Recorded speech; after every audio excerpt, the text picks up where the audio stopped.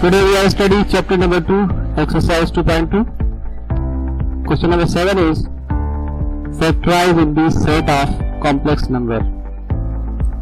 आज हम इसकी क्वेश्चन नंबर 2 करेंगे. 3 minus 3m square plus 8t square.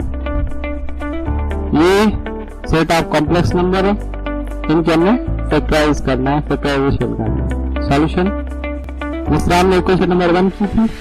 Simple वही मेथड है, इजी मेथड है. So let's begin. 3m square plus 8 square is equal to, हम लिख सकते हैं 3m square minus 8t square. Minus minus आपस में प्लस हो जाएंगे, ये सेम यही वैल्यू आ जाएगा. हम इस तरह लिख सकते हैं.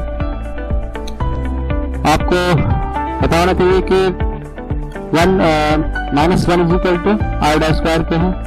अगर हम यहाँ पे -1 कॉमन लेते हैं तो आयोडा स्क्वायर में लिख सकते हैं. हमने यहाँ पे लिखा. अब यहाँ पे हमने इन दोनों के होल स्क्वायर निकाल लिया, 3m स्क्वायर का भी और 8t स्क्वायर आयोडा स्क्वायर का भी, ताकि हम फार्मूले के तहत उसको ले आए और उसको फार्मूले के तहत ही सॉल्व करें. नेक्स्ट स्टेप क्या हुआ,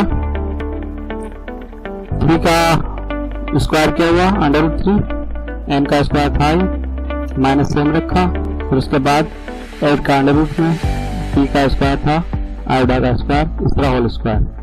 इसको देख के आपको फार्मूला याद आ रहा है, a square minus b square का. आइए आगे चलते हैं. अब यहाँ भी क्या है, अब इसको √8 का √ निकाल भी सकते हैं. क्या होगा, अगर 2 को 4 से ज़रब दिया 8 ही होगा, तो 4 का √ क्या होगा 2 बाहर आ जाएगा और 2 √ भी रहेगा. इसको हम लिख सकते हैं. अब हमें यहाँ पे फार्मूला इस्तेमाल करेंगे. कौन सा, a square minus b square का. आप लिख सकते हैं अकॉर्डिंग फार्मूला भी लिख सकते हैं, a square minus b square equal to a plus b a minus b. अगर आप मैथमेटिक्स में इस तरह वर्डिंग लिखते हैं इंग्लिश में और साइड में देयरफॉर लिख के उसको सॉल्व करते हुए आते, ये आपके प्लस पॉइंट है. सो लेट्स बिगिन, कंटिन्यू करते हैं. अब यहाँ पे क्या है, साइड पे आप लिख सकते हैं here a equal to √3m और b इक्वल टू 2 t आयोडा. अब इन वैल्यूज को इस फार्मूले के तहत ही हमने पुट करना. Apply value in this formula equation. अब हमने यहाँ पे वैल्यू अप्लाई किए. क्या वैल्यू थी, a plus b a minus b. a क्या था √3m, b क्या था 2 √2 t आयोडा. ये हमारा आंसर है. इस तरह हमने क्वेश्चन नंबर 1 को किया था सिंप्लीफाई. सबसे पहले उसको फार्मूले के तहत ले आए, तो फार्मूले के तहत आया गया तो उनकी वैल्यूज को फार्मूले में पुट किए और ये आंसर हो गया. बिल्कुल सिंपल है.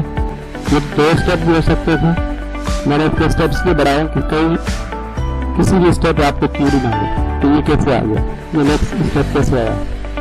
दोस्तों अगर फिर भी आपको कहीं पे क्यूरी हो तो आप कमेंट्स में लिख सकते हैं. इस चैनल को सब्सक्राइब करें और बेल आइकन को दबाएं ताकि मेरे लेटेस्ट वीडियो आप तक पहुंचे और आप उससे फायदा उठाएं. Thank you.